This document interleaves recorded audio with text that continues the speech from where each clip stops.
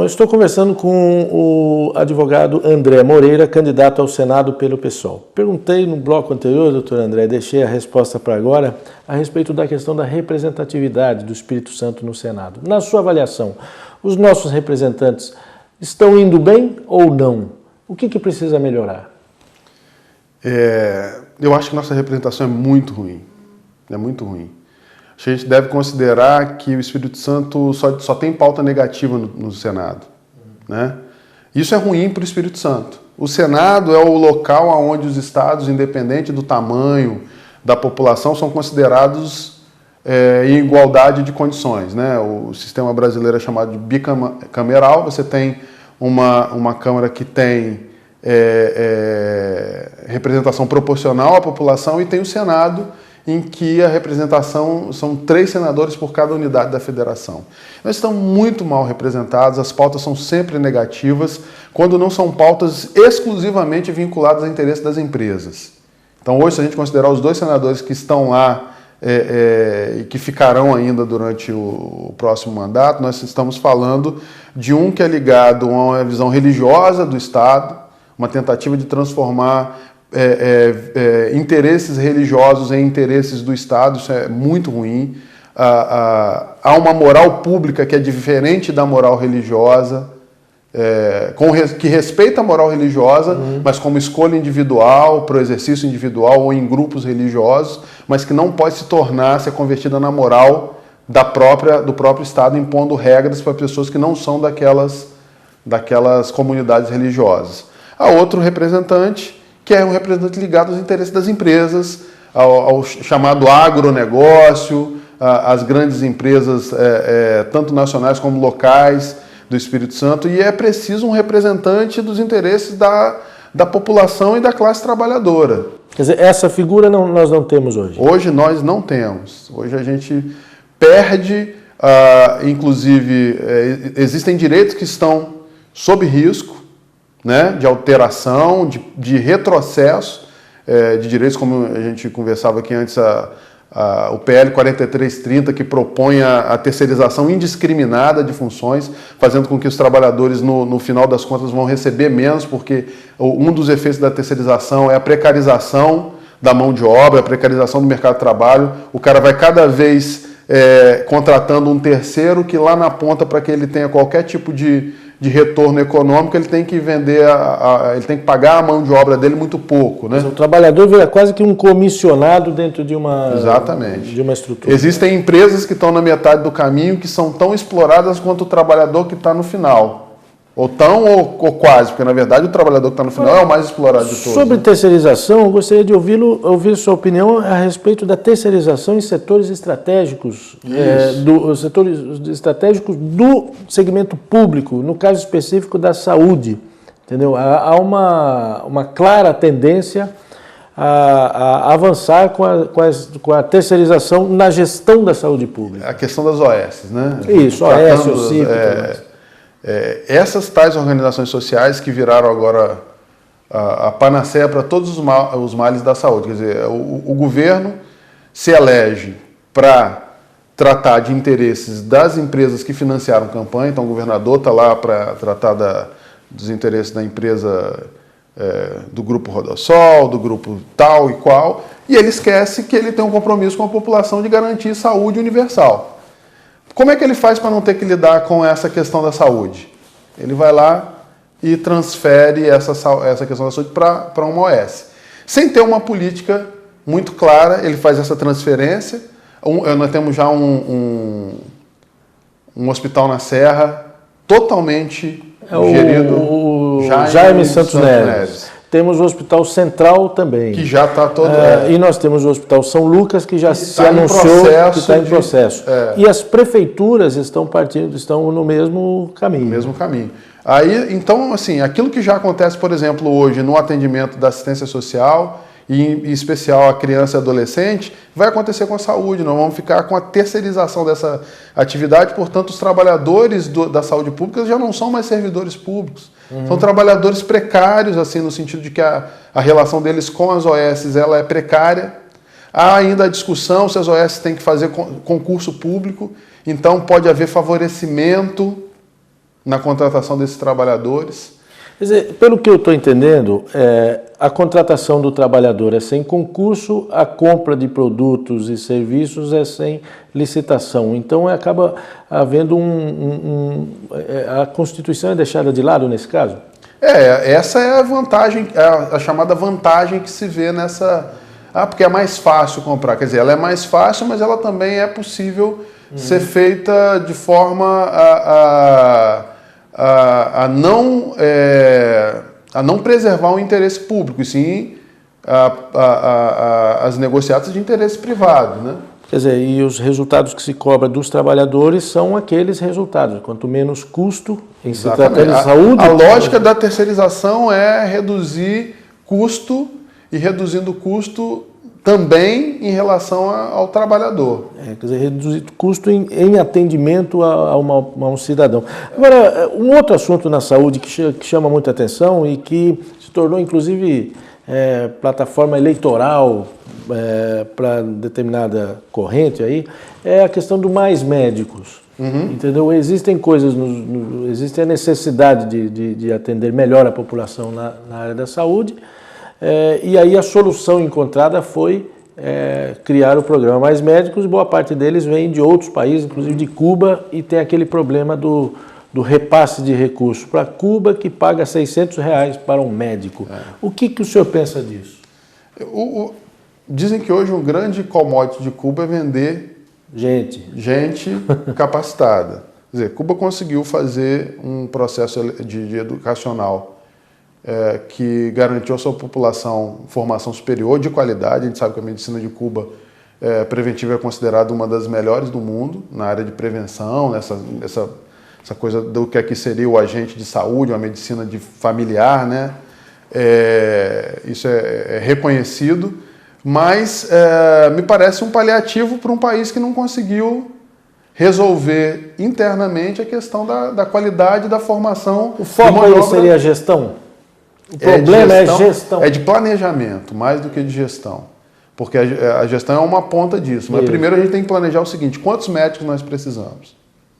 Do ponto de vista também do interesse aí muito privado, será que os médicos estão dispostos a fazer o serviço? E a medicina é um sacerdócio, como muitas profissões são, em que cuidar das pessoas às vezes exige um sacrifício, no sentido de você ter que ir até locais onde as pessoas precisam de médicos e não têm condições de chegar aos grandes centros.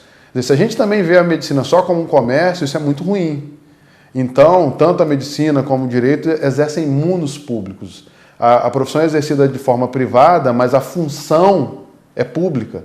Então, precisa planejar de uma forma muito coerente o número de faculdades, a formação que esses médicos devem ter, inclusive se a pegada do médico é mais para a medicina social ou se a gente vai ter médicos mais voltados para atendimento particular. Tudo isso tem que ser planejado para depois, no momento da execução, a gente não ter que ficar lidando com pegar profissionais de fora. Muito embora eu acho que todo intercâmbio é bom, mas não no sentido que não foi desse jeito, né? R$600 para ele, não, isso é um 9 absurdo, mil, aí né? Não dá, 9 mil para Cuba. Eu não sei nem como é que isso efetivamente acontece, porque aí a gente teria que entrar no mérito da organização, de como que o Estado cubano se organiza. Mas se a gente quer trabalhar numa perspectiva de socialização desses direitos, me parece que o cubano pode vir, como podem vir outros de outros lugares, para esse intercâmbio, não para, me desculpa a expressão, tapar buraco da falta de planejamento da medicina no país. Falando em planejamento e em recursos públicos para uma área estratégica importante, significativa para o futuro de um país como o nosso, a questão da educação. Foi aprovado agora um plano nacional que prevê muito mais recursos para a educação. O problema é esse mesmo? É falta de recursos? Já não tem os 25% que eram obrigatórios constitucionalmente? Acho que é sim. Acho que é também, mas não é só.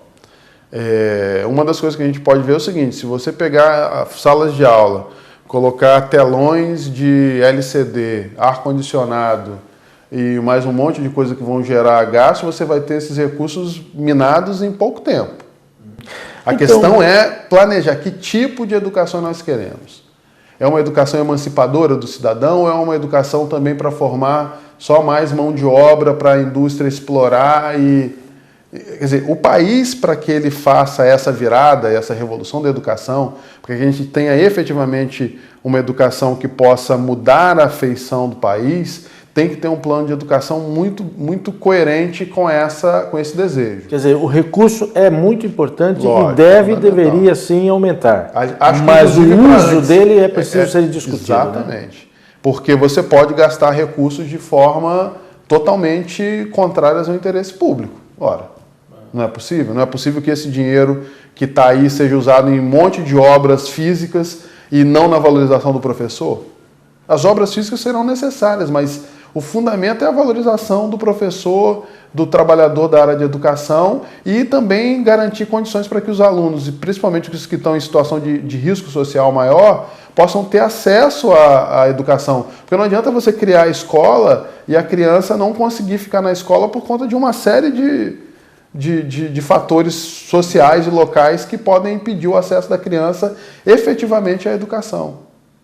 Bom, isso tudo está dentro de um programa do PSOL? Está dentro do programa nacional e dos programas estaduais do PSOL, porque inclusive alguns temas têm um guarda-chuva nacional, mas também são localizados, né? E vocês trabalham de forma sintonizada, as candidaturas do PSOL e posteriormente os eleitos do PSOL precisam, são muito mais apegados à questão estatutária? É porque na verdade existe um processo de discussão no PSOL que não é para a eleição, né? Essas discussões todas estão correndo durante todo o tempo. No momento que você chega na eleição, eu sou muito novo no PSOL, tenho que falar isso, eu estou no PSOL desde o ano passado, mas eu já acompanho o partido de fora já há algum tempo e percebi isso muito mais claramente no momento em que eu entro no partido. Toda a discussão sobre as propostas do PSOL não foram tiradas agora na hora de apresentar o programa para o governo. Ela já tem uma discussão acumulada de muito tempo. Existem vários coletivos dentro do PSOL que discutem todos esses temas, o antiproibicionismo sobre a questão da maconha, a questão da saúde, tudo isso está sendo discutido no partido como política. Eu até perguntei isso para o senhor pelo seguinte, porque o que eu percebo, o que se percebe, há que se reconhecer que o programa do PSOL ele é muito rico.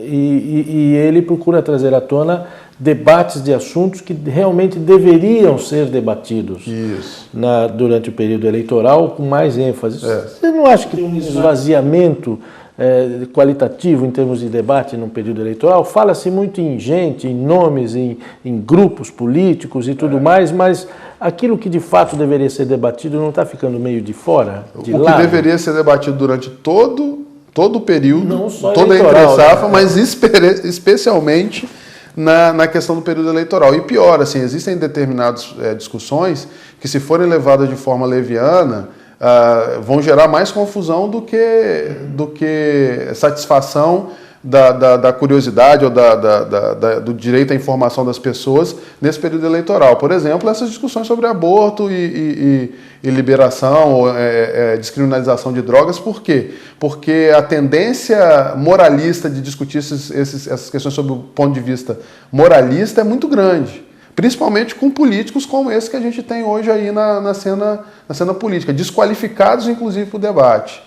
Inclusive eu digo isso, que a saída do professor Fabiano Contarato, delegado professor Fabiano Contarato, da disputa do Senado é ruim para a gente, porque a gente não consegue um interlocutor com o qual a gente possa ter uma discussão num nível melhor, entendeu? Porque o que ficou para discussão ficou muito ruim para debate justamente desses temas importantes. Ok.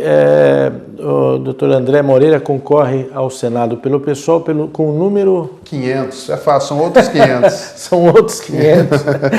Pensando que é uma provocação a se apresentar como, de fato, diferenciado em relação aos demais. Eu agradeço muito sua presença aqui. Nós estamos fazendo uma rodada de entrevistas, como eu disse, com os candidatos ao Senado e faremos também com os candidatos ao governo do Estado. A candidata ao governo pelo PSOL é Camila Valadão. 50. Também virá conversar com a gente, número 50, né? Vou dedicar um minuto final da nossa entrevista para o senhor se dirigir ao nosso telespectador e pedir voto, né? É a hora. a perspectiva que a gente tem, a percepção, inclusive, que se tem de que a política está esgotada, é uma percepção muito ruim. É preciso que o telespectador, eleitor, perceba que não há saída para a política senão a boa política. E a substituição desses políticos que estão hoje, a substituição desses programas que estão hoje, por programas que estejam no sentido da garantia de direitos, da ampliação de direitos e de colocar o eleitor e o cidadão no centro da cena política que são fundamentais. E essa é a perspectiva do PSOL, tanto nas eleições nacionais quanto nas eleições locais. Então, vamos fazer PSOL, 5 de outubro, PSOL de cima e embaixo. Okay. Muito obrigado. Eu agradeço, Giovanni. Uma boa jornada para o senhor. Agradeço a sua presença e agradeço também a sua atenção. A gente continua a cada semana aqui recebendo um candidato ao governo e depois ao Senado. Muito obrigado. O programa de hoje fica por aqui. Eu sou Sheila Carone e esse foi o ES News Especial.